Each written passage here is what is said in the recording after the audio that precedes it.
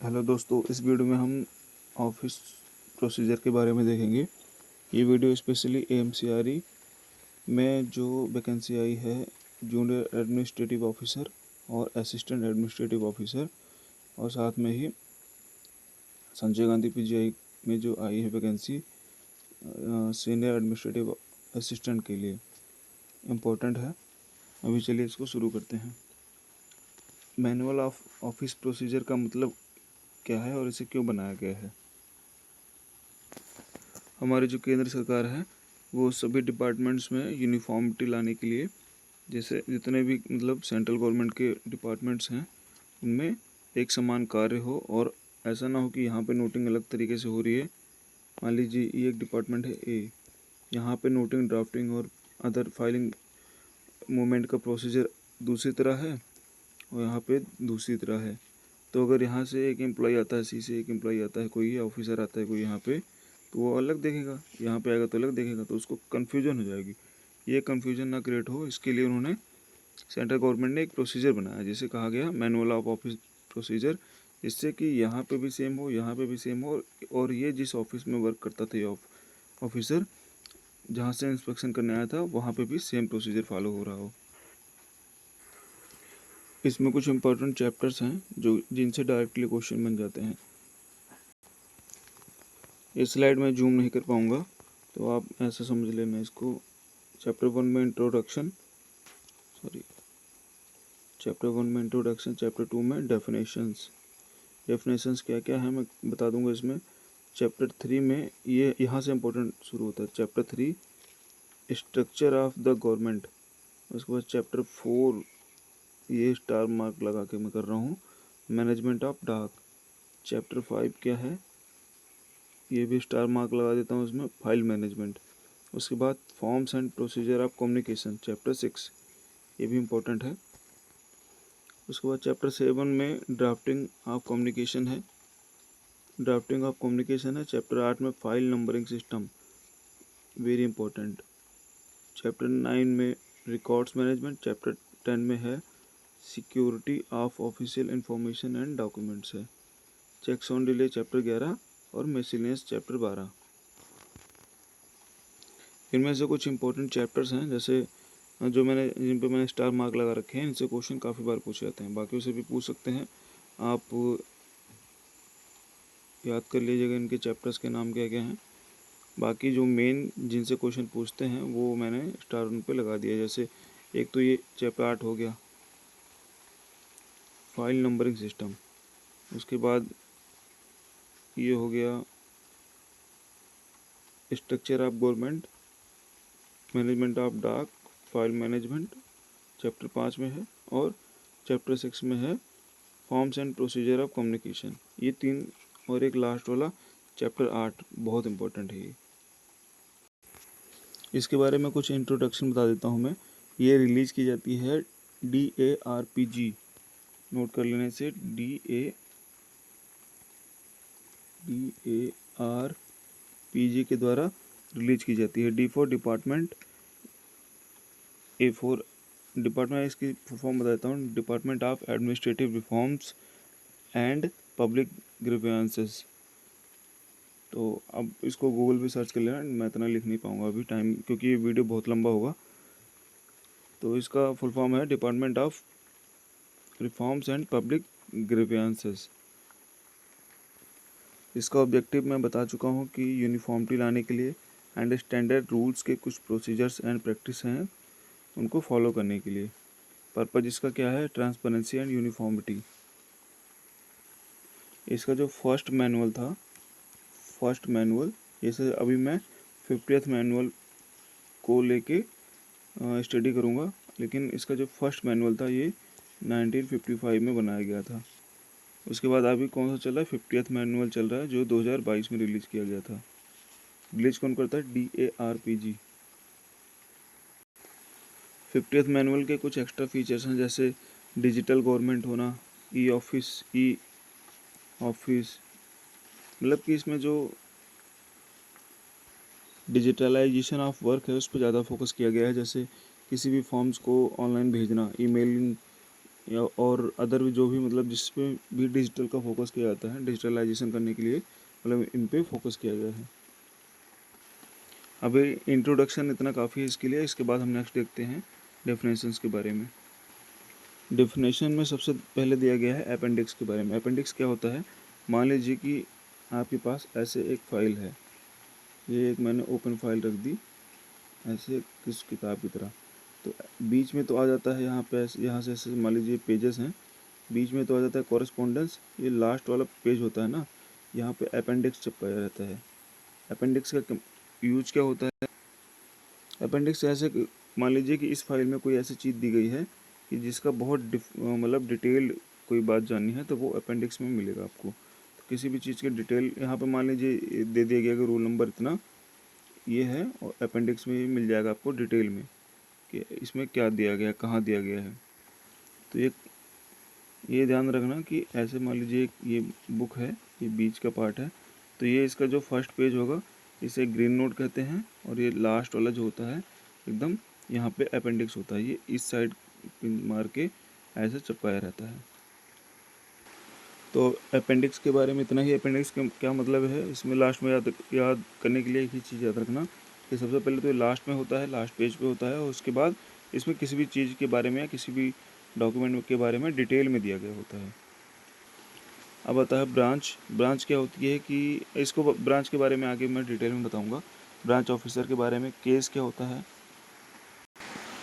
Case में भी कुछ मुझे बताने लायक लग नहीं रहा है ऐसे। क्लासिफाइड डाक है, मतलब जो डाक बहुत ज़्यादा सेंसिटिव होती है, कॉन्फिडेंशियल होती है, उसे क्लासिफाइड डाक में रखा गया है। करस्पॉन्डेंस पोर्शन, ये देख लेते हैं करस्पॉन्डेंस पोर्शन क्या होता है। सपोज कि यहाँ पे ये ऐसे एक बुक है, मतलब ये एक फाइल है, इसमें करस्पॉन्डेंस पोर्शन जो होता है, जो बीच में हम मान लीजिए कोई लेटर लगा लेते हैं, कोई भी हमारे पास जो कागज़ होता है उससे हम लगाते हैं अगर फाइल के बीच में फाइलिंग करते हैं उसको, तो वो सारा लेटर्स क्या होते हैं, वो सारे मतलब लेटर मतलब वो सारे पेजेस जो होते हैं जिनके लिए ये फाइल बनाई गई है, वो क्या होते हैं कि करस्पॉन्डेंस होते हैं। जैसे मान लीजिए कि मेरे पास एक फ़ाइल है जिसमें मैंने अपनी 10th 12th की मार्कशीट, ग्रेजुएशन की मार्कशीट, अदर कोई एसेंशियल क्वालिफ़िकेशन है जो मेरे पास, जो मेरे स्किल सर्टिफिकेट है, वो सारा मैंने एक मार्कशीट में लगा रखा है। तो उससे मैं क्या, उस एक फ़ाइल में लगा रखा है, तो उससे मैं क्या कहूँगा कि लास्ट पेज हो जाएगा उसका अपेंडिक्स हो जाएगा। बीच में जो मैंने ये सारी चीज़ डॉक्यूमेंट्स लगा रखे हैं इसको मैं कहूँगा करस्पॉन्डेंस, और फर्स्ट पेज जो होता है उसे ग्रीन नोट कहते हैं। तो करस्पॉन्डेंस क्लियर हो गया। इसका करंट फाइल का मतलब है जो करंट में चल रही है। डाक का मतलब होता है आल कम्युनिकेशन, जो भी मतलब जो डाक आता है, जैसे कोई लेटर आया, कोई मतलब नोटिफिकेशन आया, ऐसा कुछ आया तो उसे डाक कहते हैं। डीलिंग हैंड कौन होता है? डीलिंग हैंड होता है जो जैसे एलडीसी हुआ, यूडीसी हुआ, और इनसे भी नीचे जो होते हैं, जो मतलब ऐसे एमटीएस भी होते हैं, इनको भी डीलिंग हैंड में कंसीडर किया जाता है, जो ऑफिस वर्क में फाइलिंग को इधर उधर करते हैं। इनकी डिफिनेशन आपको आगे और अच्छे से क्लियर हो जाएगी। इसके बाद एक डिफिनेशन है इसमें डेस्क के बारे में। डेस्क क्या होती है? कोई भी मतलब एक जैसे मान लीजिए कि आप कहीं भी जॉब कर रहे हैं, तो वहाँ पे एक अलग अलग सेक्शन बना होगा। जैसे इस्टेब्लिश सेक्शन है तो उसे एक डेस्क बोलेंगे, इस्टेब्लिश की एक डेस्क है। ऐसी प्रकार अकाउंट ब्रांच होगी, उसे भी हम एक डेस्क कहेंगे ब्रांच की जगह। इस्टेब्लिश डेस्क, अकाउंट डेस्क, ये सब चीज़ें क्या होती हैं, मतलब एक जो अलग अलग उनका यूनिट बटी होती है काम करने के लिए, जिनको स्पेसिफिक टास्क दिया गया होता है, उसे हम डेस्क कहते हैं। इनमें से जो इम्पोर्टेंट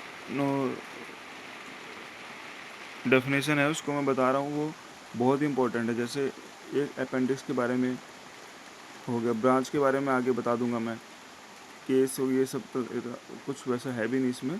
क्लासिफाइड डाक की बताई दिया मैंने। इसमें जो कॉन्फिडेंशियल नेचर के होते हैं, जिन पे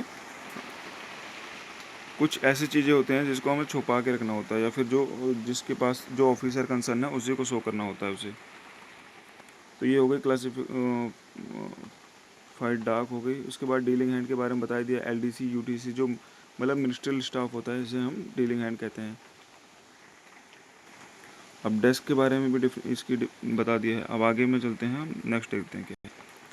आगे दिया गया है डायरिस्ट। डायरिस्ट वो होता है जो डायरी का नंबर लगाता है। तो डायरिस्ट हमें डायरी नंबर लगाने से क्लियर हो जाएगा। यहाँ से जैसे यहाँ पे कोई एक लेटर आया, मान लीजिए ऐसे ये एक लेटर है। अब इस पर कोई लेटर आया तो इस पर कोई नंबर लगेगा। तो नंबर लगाने वाला जो नंबर लगाया जाता है उसे क्या कहते हैं, डायरी नंबर बोलते हैं। और जो यह लगाता है उसे क्या बोलते हैं, डायरिस्ट बोलते हैं। अभी आ गया डिवीज़न भी, पीछे चला गया था ब्रांच, डिवीज़न और डिपार्टमेंट्स, ये सारी चीज़ें आ रही हैं, इनको मैं अभी बताऊंगा एक साथ ही। इसके बाद आता है डॉकेटिंग। डॉकेटिंग देखते हैं क्या होते हैं, और ये बहुत ही इंपॉर्टेंट चीज़ है डॉकेटिंग।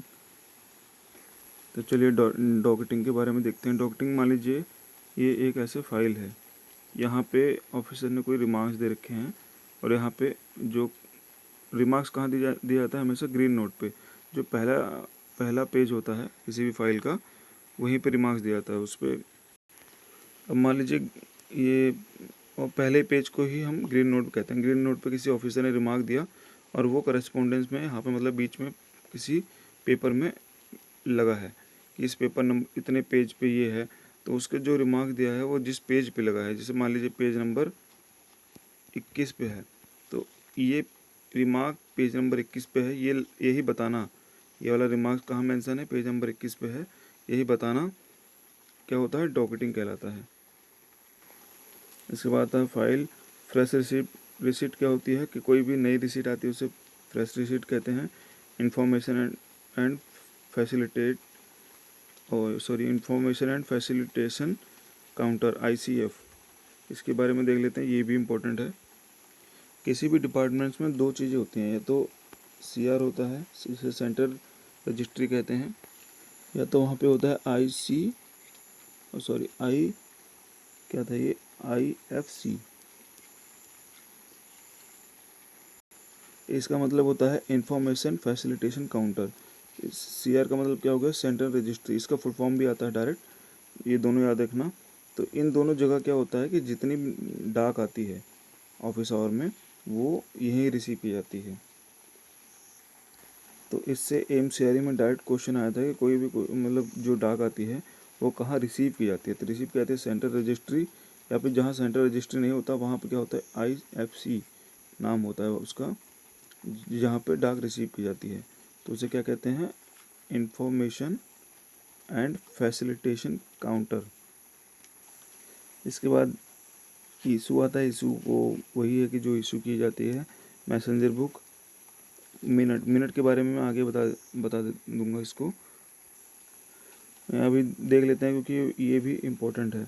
मिनट में क्या होता है कि जैसे कोई भी कॉन्फ्रेंस होती है या कोई भी डिस्कशन होता है वहाँ पे, तो इसमें जितने भी डिस्कशन मतलब जितने भी मेंबर पार्टिसिपेंट होते हैं उसमें उनके सभी के बारे में, प्लस जो डिस्कशन में जो कंक्लूजन निकल के आया है, मतलब उसका निष्कर्ष क्या निकल के आया है उसके बारे में, जितने भी उसमें पार्टिसिपेंट्स थे उनकी डिटेल्स, उन्होंने क्या स्टेटमेंट दिया है और फाइनली क्या स्टेटमेंट निकल के आई है, ये सारी चीज़ें इसमें मेंशन की जाती हैं। डेट, टाइम, सब कुछ मतलब A to Z जो भी उसमें होता है वो इसमें मेंशन की जाती है। और मिनट्स को राइट डाउन कौन करता है, जैसे किसी का PA होता है, पर्सन असिस्टेंट या स्टेनो, जिनको हम शॉर्ट हैंड बोलते हैं। ये लोग क्या होते हैं कि ये किसी भी लॉन्ग सेंटेंस को शॉर्ट में लिखने में माहिर होते हैं, तो यही लोग क्या करते हैं, इसको नोट डाउन करते हैं। इसके बाद आता है night duty clerk. Night duty clerk जब ऑफिस आवर में कोई मैसेज आता है तो उसे उसी टाइम प्रेजेंट जो ICF या IFC और CR में क्लर्क होता है वो रिसीव करता है। और जब ऑफिस आवर नहीं होता, जैसे आफ्टर मतलब जैसे समझिए कि आउटसाइड ऑफ ऑफिस आवर, तो वहाँ पे कौन ड्यूटी परफॉर्म करता है, नाइट ड्यूटी क्लर्क ये होता है। ये हर ब्रांच हर सेक्शन का अलग अलग होता है night duty clerk. Paper under consideration, ये इम्पोर्टेंट है, ये भी जानना है, इसके बारे में डेफिनेशन जानना है इसकी, जिसे कहते हैं PUC। अब PUC के बारे में देख लेते हैं। जैसे मान लीजिए कोई मैसेज आया या कोई रिसीट आई, रिसीट में क्या होता है उसको हम फाइल में लगाएंगे। फाइल में लगाने के बाद LDC या UDC जो मतलब डीलिंग हैंड होते हैं वो क्या करेंगे, इस पर अपने रिमार्क्स देंगे। रिमार्क्स कहाँ देते हैं, जैसे ये फाइल है मान लीजिए, इसके बीच में ऐसे मतलब करस्पॉन्डेंस लगे हैं। लास्ट में यहाँ अपेंडिक्स होता है, यहाँ पे ये ग्रीन नोट होता है, जहाँ पे ग्रीन नोट में सबसे ऊपर जो डीलिंग हैंड होगा, यहाँ पे मान लीजिए उसने कुछ अपने इसके लेफ़्ट साइड में होता है, मतलब फाइल के लेफ़्ट वाला जो साइड होता है, यहाँ पे ग्रीन नोट होता है, इस पर कोई किसी डीलिंग हैंड ने अपना रिमार्क्स दे दिया। रिमार्क्स देने के बाद साइन वो लेफ़्ट साइड ही करेगा। फिर इसके बाद ऑफिसर के पास जब कॉरेस्पॉन्डेंस जाता है, पूरी फाइल जाती है, बीच में पेपर्स लगे रहते हैं सारे, वो पढ़ता है, उसके बाद वो इस रिमार्क्स को पढ़ता है और ख़ुद अपने भी रिमार्क्स देता है। वो यहाँ अपने रिमार्क्स देगा और रिमार्क्स देने के बाद यहाँ पे साइन करेगा। अपने ऑफिसर कहाँ साइन करेगा? राइट साइड में। तो जब राइट साइड में हो जाएगा साइन, तो क्या हो जाता है? पीयूसी क्लोज हो जाती है। पेपर अंडर कंसिडरेशन पे रिमार्क्स मिल गया, अभी क्या डिसीजन लेना, ये हो गया क्लोज। इस पर डिसीजन मतलब कि डिसीजन जब फाइनलाइज हो जाता है तो पीयूसी क्या होती है? क्लोज कर जाती है। तो जब तक पेपर अंडर कंसिडरेशन होता है तब तक इस पर क्या की जाती है? इसे पीयूसी कहा जाता है। मतलब जब तक इस पर रिसीट जो है, यहाँ पे जो लगी है रिसीट, वो उस पर ऑफिसर का फाइनल रिमार्क्स नहीं आया, तब तक वो क्या है? अंडर कंसिडरेशन है। इसी को पीयूसी कहते हैं। अभी हम नेक्स्ट देखेंगे चैप्टर 3। इसमें देखेंगे हम स्ट्रक्चर ऑफ गवर्नमेंट के बारे में। यहाँ से भी बहुत इंपॉर्टेंट चैप्टर है, यहाँ से बहुत क्वेश्चन बनते हैं। तो स्ट्रक्चर ऑफ गवर्नमेंट में सबसे फर्स्ट हमारा जो नेशनल होता है वो कौन होता है? प्रेसिडेंट होता है, ये हेड ऑफ स्टेट होता है। इसके बाद इसमें दिया गया है प्राइम मिनिस्टर के बारे में। सबसे ज़्यादा पावर किसके पास? पावर मतलब सभी मिनिस्टर्स का हेड होता है। Ministry of council of minister का हेड कौन होता है? पीएम होता है। इसके बाद काउंसिल ऑफ मिनिस्टर्स होते हैं और state minister of state and deputy minister होते हैं ये। और जो कुछ ऐसे मिनिस्टर होते हैं जिसे स्वतंत्र प्रभार मंत्री कहा जाता है, वो भी होते हैं। उसके बाद एग्जीक्यूटिव्स आते हैं, जो कार्यकारी होते हैं, जो काम करने के लिए आते हैं, तो उनमें सेक्रेटरी से शुरू होता है। तो कभी कभी क्वेश्चन पूछ लिया जाता है कि क्या state minister, council of minister में स्टेट मिनिस्टर भी होता है, वो सेक्रेटरी से एबव है या बिलो है?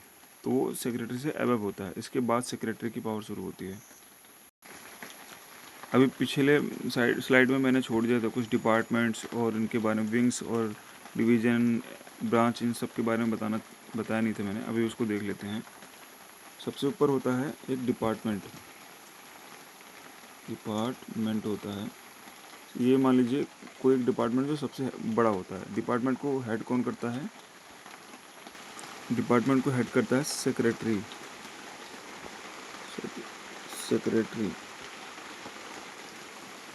इसके बाद डिपार्टमेंट के जस्ट नीचे होता है विंग, WING। विंग को कौन हेड करता है? एडिशनल सेक्रेटरी या फिर जॉइंट सेक्रेटरी होता है। इसके बाद आता है डिवीज़न। डिवीज़न को कौन हेड करता है? डिवीज़न को हेड करता है डिप्टी सेक्रेटरी हेड करता है। डी से डिवीज़न, टी से डिप्टी। ये याद रखना, ये बहुत क्वेश्चन इससे पूछा जाता है। डिवीज़न से, डिवीज़न का हेड कौन करता है? वो करता है डिप्टी सेक्रेटरी करता है, या फिर डायरेक्टर बोल देते हैं इसे, डायरेक्टर भी बोल देते हैं। कभी कभार क्या होता है, डिवीज़न अगर बहुत बड़ा है तो उसे कौन हेड कर लेता है? ज्वाइंट सेक्रेटरी भी हेड कर लेता है। पर ऐसा क्वेश्चन पूछा नहीं जाएगा आपसे। क्या पूछा जाएगा? कौन हेड करता है? तो डिप्टी सेक्रेटरी हेड करता है डिवीज़न को। अब डिवीज़न के बाद आता है, यहाँ पे मैं डिवीज़न लिख देता हूँ। डिवीज़न के बाद आता है क्या? ब्रांच आती है, BRANC, ये आती है। ब्रांच को कौन हेड करता है? अंडर सेक्रेटरी हेड करता है। अंडर सेक्रेटरी हेड करता है। ब्रांच के बाद सेक्शन आता है। सेक्शन को सेक्शन ऑफिसर हेड करता है और इसी के अंदर होते हैं कई सारे ASOs, असिस्टेंट सेक्शन ऑफिसर, ये होते हैं। जैसे SSC CGL वगैरह से जो जाते हैं, उनमें से काफ़ी पोस्टें आती हैं ASO बनने के लिए, तो वो होते हैं इनमें। तो सेक्शन ऑफिसर होता है, सेक्शन का कमांडर, और सेक्शन को हेड वो मतलब सेक्शन के ऑफिसर के अंदर कितने क्या होते हैं? बहुत सारे ASOs होते हैं। अभी ये हायरार्की याद रखना कि डिवीज़न के बाद आता है ब्रांच, ब्रांच के बाद सेक्शन, सेक्शन के सेक्शन के बारे में बता देता हूँ अभी मैं। सपोज करिए कि ये एक सेक्शन है, इसके अंदर क्या होगा कि बहुत सारी डेस्क होंगी। डेस्क की मैंने डेफिनेशन बताई थी ना अभी, कि डेस्क मान लीजिए कि एक एस्टेब्लिश ब्रांच है, उसको क्या करेंगे, डेस्क कहेंगे, ब्रांच नहीं कहेंगे। ब्रांच तो वैसे हम लिख देते हैं अपने ऑफिस प्रोसीजर के लिए, बाकी एक्चुअल नेम उसका एस्टेब्लिश डेस्क होती है। मान लीजिए अकाउंट डेस्क है या फिर सेल है, तो इसके अंदर क्या होती है, अलग अलग सेक्शन में डेस्क होती हैं या फिर सेल होती हैं। उनको हेडेड, इनको कौन फंक्शन करता है, डेस्क या सेल को, इनको करता है यूडीसी, अपर डिवीज़न क्लर्क या फिर एलडीसी करता है। और डेस्क और सेल के भी नीचे क्या आते हैं, एमटीएस आते हैं या फिर डाटा एंट्री ऑपरेटर आते हैं, या फिर और कौन आता है, पियोन वगैरह आते हैं डेस्क के नीचे। ये डी ग्रुप के एम्प्लॉय होते हैं। इसके बाद यहाँ आते हैं सी ग्रुप के, और ये होता है सेक्शन, यहाँ से बी ग्रुप के एम्प्लॉय शुरू हो जाते हैं। सेक्शन के अब कौन होता है, जो होता है ब्रांच होती है, ब्रांच में ग्रुप ए का एम्प्लॉय होता है। अब इस सेक्शन ऑफिसर करता क्या है, सेक्शन ऑफिसर एक सेक्शन का इंचार्ज होता है। वो क्या करता है कि किसी भी फाइल को अप्रूव करना या उसको क्लोज करना, ये सब चीज़ें, क्लोज क्या करना, साइन करके फाइल को अप्रूव करता है। और इसके अंदर जो एएसओ होते हैं, असिस्टेंट सेक्शन ऑफिसर होते हैं, एएसओ, वो क्या करते हैं कि ड्राफ्टिंग नोटिंग का काम करते हैं। ड्राफ्टिंग नोटिंग ईटीसी ये सब चीज़ें कौन बनाता है, एएसओ बनाते हैं। उसके नीचे क्या होता है, एक मिनट ये स्लाइड क्लियर कर देता हूँ मैं। जैसे सेक्शन ऑफिसर इधर हो गया, ऑफिसर ही हो गया। मेरे हैंड राइटिंग में मत जाइएगा, क्योंकि मेरे पास ऐसा कोई इंस्ट्रूमेंट नहीं है जिससे मैं प्रॉपर कर सकूँ। अभी मैं फ़ोन में वीडियो रिकॉर्ड कर रहा हूँ।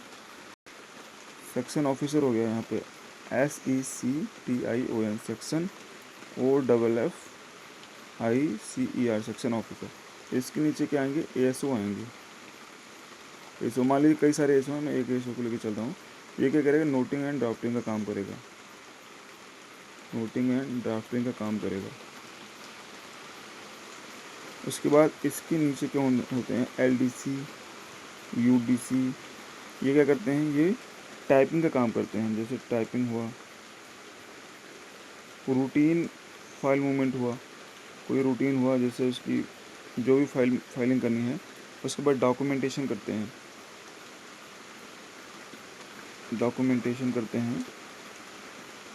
और क्या करते हैं, रजिस्टर मेंटेन करते हैं। जो रजिस्टर होता है उसमें प्रॉपर एंट्री करना और उसको मेंटेन करना, ये किसका काम होता है, यूडीसी या एलडीसी का काम होता है।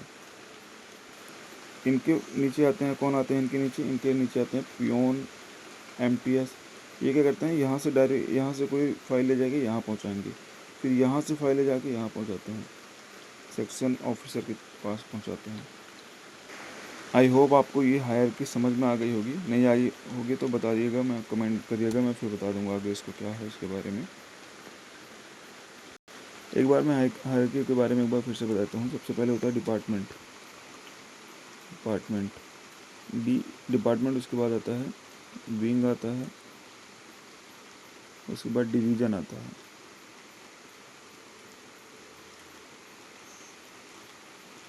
अब इसको हम याद करने के लिए PWD होता है, तो इसे DWD याद कर लेंगे। डी से सेक्रेटरी आ जाएगा, यहाँ का हेड सेक्रेटरी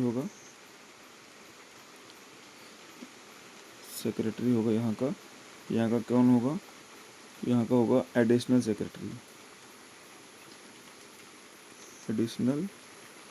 होगा। इसका डी है, डिवीज़न है, तो डी से डिप्टी सेक्रेटरी या फिर डायरेक्टर होगा।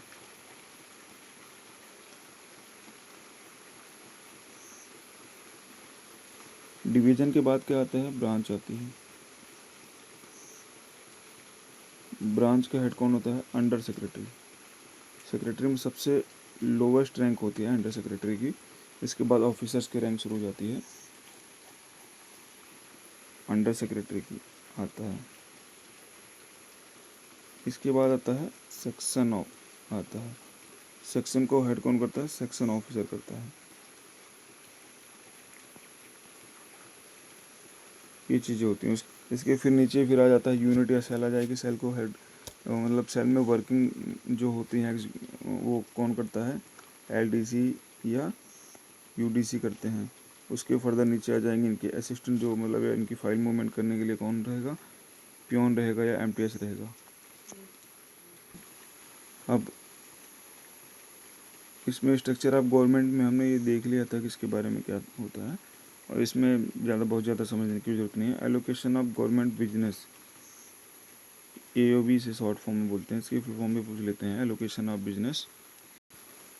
और TOB होता है, ट्रांजैक्शन ऑफ बिजनेस, सॉरी इसमें गवर्नमेंट है, allocation of government business and transaction of government business. जितने भी मिनिस्ट्रीज होती हैं उनके जितने भी काम हैं वो किसके तहत असाइन किए जाते हैं, एलोकेशन ऑफ बिजनेस रूल 1961 के तहत। ये ध्यान रखना, 1961 के तहत उनको क्या काम करना है, कैसे करना है, वो सब किसके तहत असाइन किए जाते हैं। उसके बाद सेम कोई ट्रांजैक्शन भी होती है तो वो भी किसके तहत की जाती है, ट्रांजैक्शन ऑफ बिजनेस 1961 के तहत की जाती है। तो एलोकेशन ऑफ बिजनेस में क्या होता है, डिफरेंट मिनिस्ट्रीज को उनके जो वर्क असाइंड होते हैं वो असाइन किए जाते हैं, और ट्रांजैक्शन में उनके तहत वो काम करते हैं।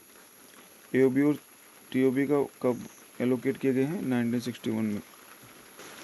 इसके बाद मिनिस्ट्री या डिपार्टमेंट्स हैं। मिनिस्ट्री या डिपार्टमेंट्स किसके लिए रिस्पॉन्सिबल होते हैं, पॉलिसीज़ मेकिंग के लिए रिस्पॉन्सिबल है। मिनिस्ट्री या डिपार्टमेंट किसके लिए है, मिनिस्ट्री में कौन होता है, मिनिस्टर होगा, डिपार्टमेंट है तो सेक्रेटरी होगा। ये क्या करते हैं, पॉलिसीज़ बनाते हैं। ये रियल काम एग्जीक्यूट नहीं करते, रियल काम एग्जीक्यूट कौन करता है, अटैच्ड ऑफिस करते हैं, सबऑर्डिनेट ऑफिसर्स होती हैं वो करती हैं। रियल ग्राउंड पे एग्जीक्यूट करने का काम कौन करेगा, अटैच्ड ऑफिसर्स करती हैं। जैसे मान लीजिए ministry of health and family welfare है, उसके अंतर्गत आता है एम्स एंड ESIC। ये सब जितने भी ऑर्गेनाइजेशन है ये क्या हैं, अटैच्ड ऑफिसर्स हैं इनके। ये तो सबऑर्डिनेट ऑफिसर्स भी होते हैं इन्हीं की तरह। सेम इसी तरह होता है CPWD, ये भी क्या है, अटैच्ड ऑफिस है। अटैच्ड ऑफिस का मतलब ये है कि जैसे जो मिनिस्ट्री के जस्ट नीचे हो वो क्या हो जाएगा, अटैच्ड ऑफिस हो जाएगा। अटैच्ड ऑफिस के नीचे क्या होता है, सबऑर्डिनेट ऑफिसर्स होते हैं। सबऑर्डिनेट ऑफिसर मान लीजिए कि कोई CGHS डिस्पेंसरी है, director general of mines and safety है। इसके बाद service centre of CPWD central public work department था, अभी यहाँ का सर्विस सेंटर आ गया। ऐसे ही कोई हॉस्पिटल है उसका CGHS डिस्पेंसरी हो गई, जो मतलब कि इससे भी लो लेवल में काम को एग्जीक्यूट करते हैं। अटैच्ड ऑफिस तो फील्ड एग्जीक्यूट करता है, उसके बाद उससे भी लो लेवल में जो एग्जीक्यूट करता है वो सबऑर्डिनेट ऑफिस होता है। इसके बाद ये एक इम्पॉर्टेंट चीज़ है, कॉन्स्टिट्यूशन बॉडीज़ के बारे में जानना।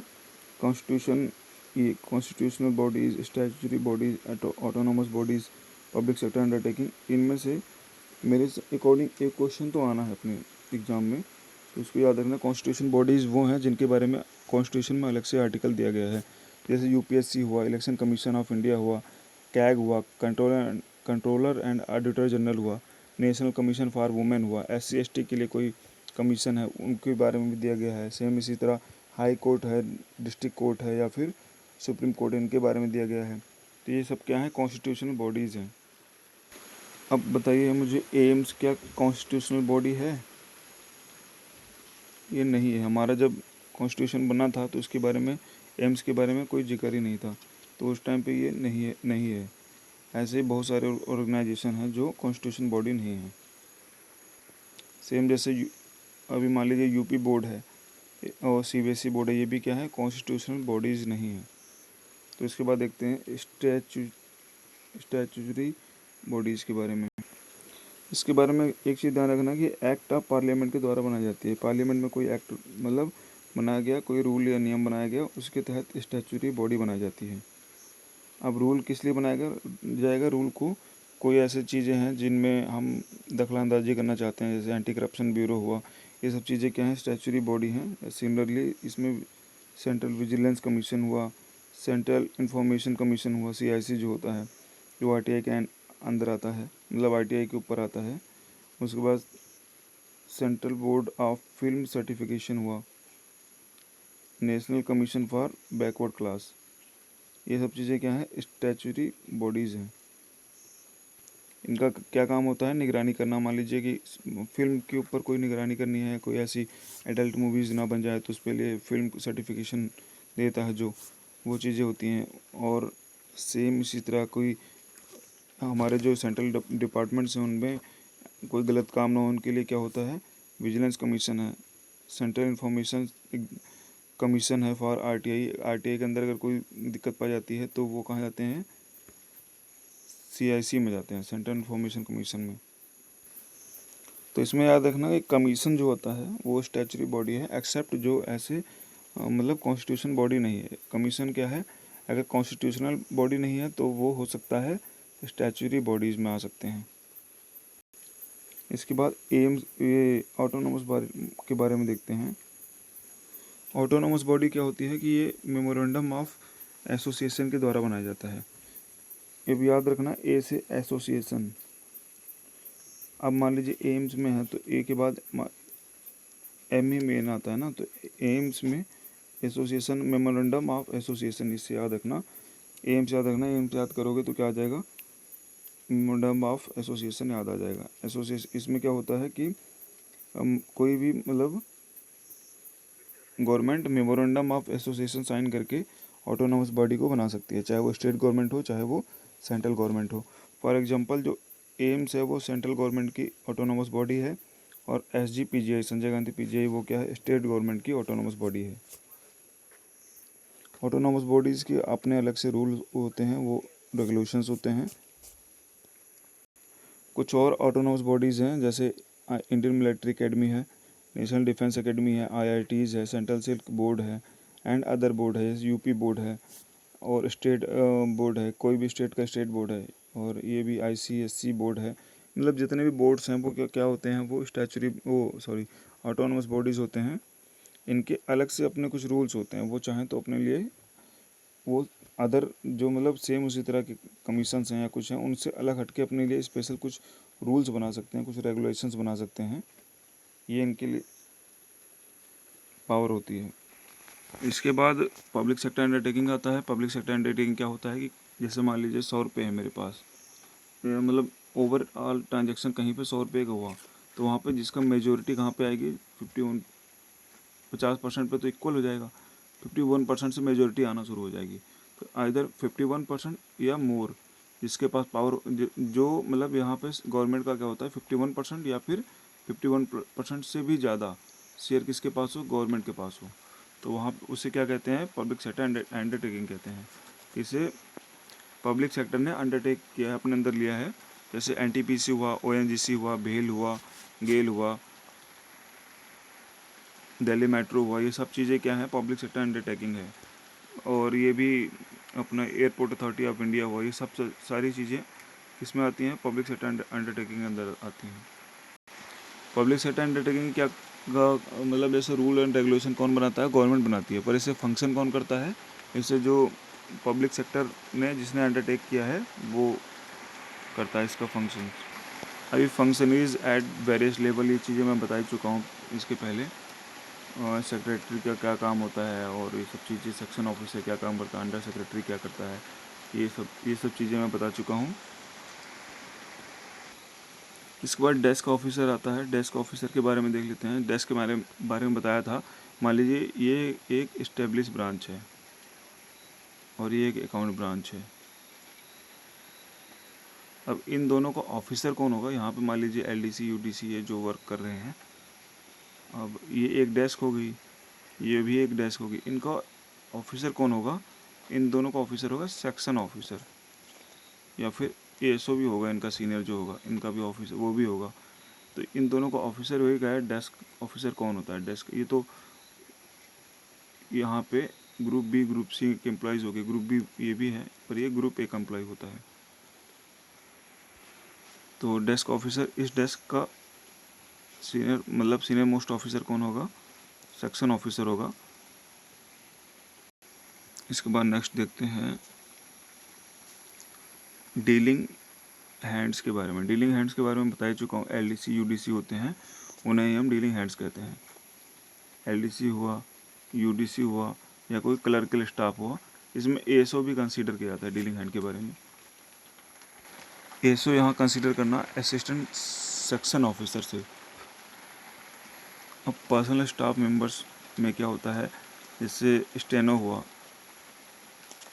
कोई पीए हुआ, प्राइवेट असिस्टेंट हो गया, या फिर उसका जैसे 4th क्लास या एमटीएस या अदर ऐसे कोई एम्प्लॉयज़ हुए, वो पर्सनल स्टाफ मेंबर्स में कंसीडर किए जाते हैं। ये चैप्टर 4 है, इसमें हम देखेंगे मैनेजमेंट ऑफ डाक के बारे में। ये भी चैप्टर का नाम और चैप्टर के बारे में जो कंटेंट है ये भी इम्पोर्टेंट है। चैप्टर 4 में क्या आता है, क्या है, ऐसे दिया रहता है। तो मैनेजमेंट ऑफ डाक है। अब मूवमेंट ऑफ रिसीट के बारे में देखते हैं, मूवमेंट ऑफ रिसीट कैसे होता है। सपोज करिए ये एक सेंट्रल रजिस्ट्री है, यहाँ पे कोई डाक आई, तो उसके बाद वो क्या करेगी कि इनिशियल सोर्स ऑफ रिसीट मानी जाएगी, मान लीजिए यहाँ से। तो यहाँ पे आने के बाद डायरेक्ट जो होगा वो डायरेक्ट नंबर लगाएगा, जो रिसीव करेगा, उसके बाद डीलिंग हैंड को दे देगा। डीलिंग हैंड इसके क्या करेगा, डीलिंग हैंड इसमें अपने रिमार्क्स दे के वो आगे कंसर्न ऑफिसर को फॉरवर्ड कर देगा।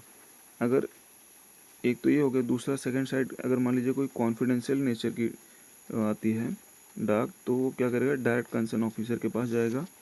कंसर्न ऑफिसर उस पर अपना डायराइजेशन करेगा।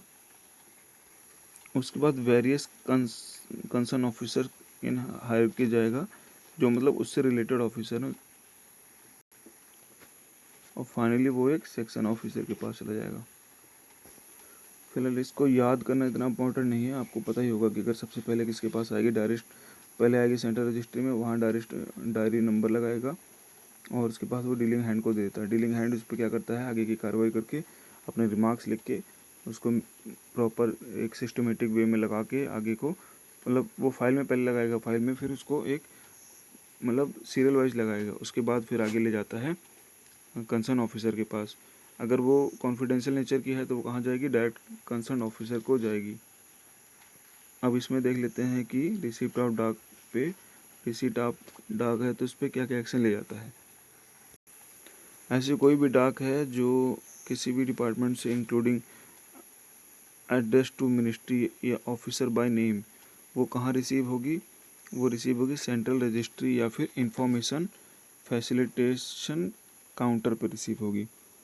उसके बाद वहाँ पे देखा जाएगा, इंपॉर्टेंस ऑफ डाक देखी जाएगी कि वो उसका नेचर क्या है।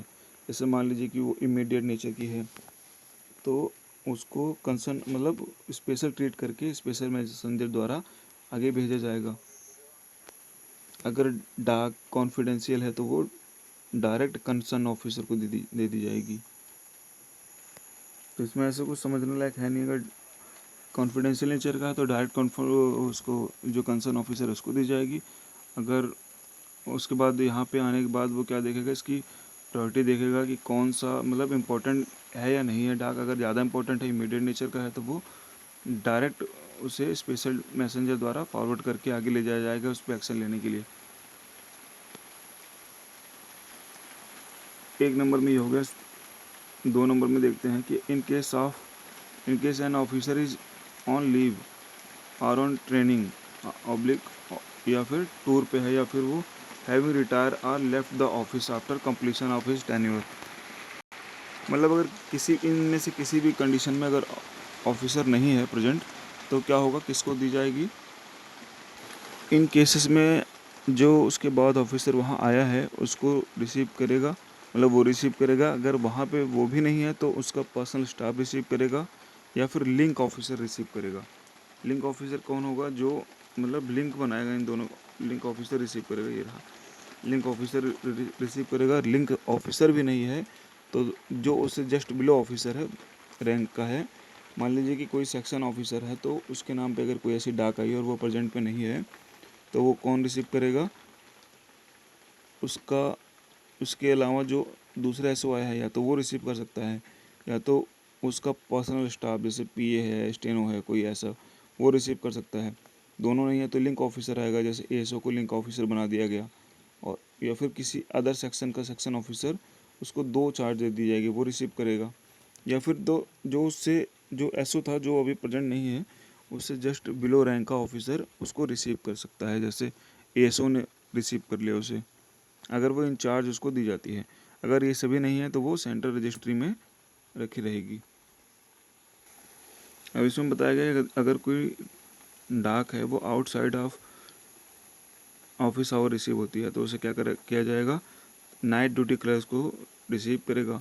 अगर वो क्या है, वो इमीडिएट या फिर ऐसे कुछ नेचर का है, कॉन्फिडेंशियल है, तो वो डायरेक्ट बाय नेम क्या करेगा, कंसर्न ऑफिसर को उसके रेजिडेंस पे दे देगा। क्या है वो, अगर इमीडिएट एक्शन है उसमें, या फिर क्या है कॉन्फिडेंशियल है। कॉन्फिडेंशियल है तो वो हो सकता है इमीडिएट एक्शन ना हो कॉन्फिडेंशियल में, वो अगले दिन ऑफिस आवर में भी दे दे। अगर कॉन्फिडेंशियल के साथ साथ इमीडिएट लगा है तो वो क्या होगा कि उसके रेजिडेंस पे भी जाके दे सकता है। तो इसमें इमीडिएट का ध्यान रखना, अगर कॉन्फिडेंशियल है तो शायद रेजिडेंस में देने की ज़रूरत नहीं है, पर अगर इमीडिएट लगा है तो उसे रेजिडेंस में जाके भी देना पड़ेगा। इसके बाद देखते हैं एक्नॉलेजमेंट ऑफ डाक। एक्नॉलेजमेंट ऑफ डाक में क्या कहते हैं, जो डाक रिसीव करने वाला है वो डाक को मतलब डॉक्यूमेंट्स को क्या करेगा, एक्नॉलेज करेगा। तो एक्नॉलेज में क्या करेगा, वो उसकी अपना नाम लिखेगा, अपनी रैंक लिखेगा, डेट एंड टाइम लिखेगा, उसके बाद फिर वो अपनी साइन करेगा। इसके बाद वो क्या करता है, डीलिंग हैंड को पास करेगा। तो ये सारी प्रक्रिया क्या कहा जाता है, इसमें एक्नॉलेजमेंट कहा जाता है इसे। और अगर कोई ऐसा चीज़ है जो मान लीजिए सिस्टम पे आ रहा है, जैसे इन्होंने ईएमएस वगैरह बना रखा है, एडवांस मैसेजिंग सॉल्यूशन वगैरह, उस पर आता है, तो उसमें क्या होता है कि एक्नॉलेजमेंट ऑफ डाक ऑटो हो जाता है, मतलब वो सिस्टम से ही जनरेट हो जाता है कि वो कब आया, किस और उस टाइम पे ड्यूटी आवर पे कौन है, वो उसके नाम से ही जनरेट हो जाता है कि इसने एक्नॉलेज किया है। इसके बाद आता है रजिस्ट्रेशन ऑफ डाक। तो रजिस्ट्रेशन ऑफ डाक क्या होगा, जो पर्सनल डाक है उसे छोड़ के बाकी सभी डाकों को ओपन किया जाएगा। कहाँ ओपन किया जाएगा, सेंट्रल रजिस्ट्री में या फिर IFC में, वहाँ पे ओपन किया जाएगा। ओपन करने के बाद उस पर स्टाम्प लगेगा, डेट ऑफ रिसीट लगेगा, रिसीप्ट जो जिस दिन को वो रिसीव हुई है वो लगेगा, CR या IFC नंबर लगेगा कि उनका जिस मतलब आज मान लीजिए आज कल की डेट में CR नंबर 67 था, तो आज जो पहली डाक रिसीव होगी उसको 68 करेंगे, ऐसे करके CR या IFC नंबर डालेंगे। उसके बाद सेक्शन डायरी नंबर डालेंगे कि ये किस सेक्शन में जाना है, उसका डायरी नंबर डालेंगे। ये सभी एंट्रीज करने के बाद डीलिंग हैंड को भेज दिया जाता है। तो इसको क्या कहते हैं, रजिस्ट्रेशन ऑफ डाक कहते हैं। अब इस पे से कैसे क्वेश्चन पूछता है, रजिस्ट्रेशन ऑफ डाक में निम्न में से क्या क्या किए जाते हैं। तो उसमें स्टाम्प लगाना जरूरी होता है, डेट ऑफ रिसीव लगाना जरूरी होता है, CR IFC का नंबर डालना जरूरी होता है, सेक्शन डायरी नंबर डालना जरूरी होता है। ये सारी चीज़ें ध्यान रखना। उसके बाद फिजिकल डाक जो आता है, इंक्लूडिंग फैक्स मैसेजेस, तो वो क्या होता है, फिजिकल डाक को फर्स्ट रिसीव करने वाला उसकी डायरी नंबर एंट्री करेगा। जनरली ये कहाँ होता है, ये होता है सेंट्रल रजिस्ट्री में होता है। इसके बाद देखेंगे डिस्ट्रीब्यूशन ऑफ डाक। डिस्ट्रीब्यूशन ऑफ डाक 12 नंबर पे देखेंगे। डिस्ट्रीब्यूशन ऑफ डाक में जैसे डायरी नंबर लगाने के बाद जो कंसर्न ऑफिसर होगा उसके सेक्शन में भेज दिया जाता है। अब उसके सेक्शन में जाने के बाद क्या होगा कि वहाँ पे जो डीलिंग हैंड होगा वो उस पर क्या करेगा, उसको फाइल में लगाएगा। मान लीजिए कि CR में कोई डाक आई, यहाँ पे ऐसे सेंट्रल रजिस्ट्री में कोई डाक आई, अब यहाँ पे देखा वो अकाउंट ब्रांच से रिलेटेड है, तो वो अकाउंट सेक्शन में भेज देगा। यहाँ पे इसका भी सेक्शन ऑफिसर होगा कोई, तो अकाउंट सेक्शन में भेज देगा। वहाँ पे जब जाएगा अकाउंट सेल, पहले वो अकाउंट डेस्क में जाएगा या फिर सेल में जाएगा, तो वहाँ पे क्या होगा कि वहाँ पे जो डीलिंग हैंड होगा LDC या फिर UDC, वो उसको फाइल में लगाएंगे प्रॉपरली। फाइल में लगा के उस पर रिमार्क्स लिखेंगे अपने, या फिर जो भी प्रोसेस कंप्लीट होती है वो करेंगे। उसके बाद उसको ले जाएंगे फर्दर ऑफिसर को पुट अप कर देंगे। इसे यही है डिस्ट्रीब्यूशन ऑफ डाक। इसके बाद चैप्टर 5 आता है फाइल मैनेजमेंट। इसको मैं नेक्स्ट वीडियो में कवर करूँगा क्योंकि आज के लिए इतना काफ़ी है और वीडियो भी काफ़ी लंबी हो गई है, 44 मिनट की 45 मिनट की लगभग हो गई है। तो नेक्स्ट वीडियो में इसको हम देखेंगे। तब तक के लिए राम राम।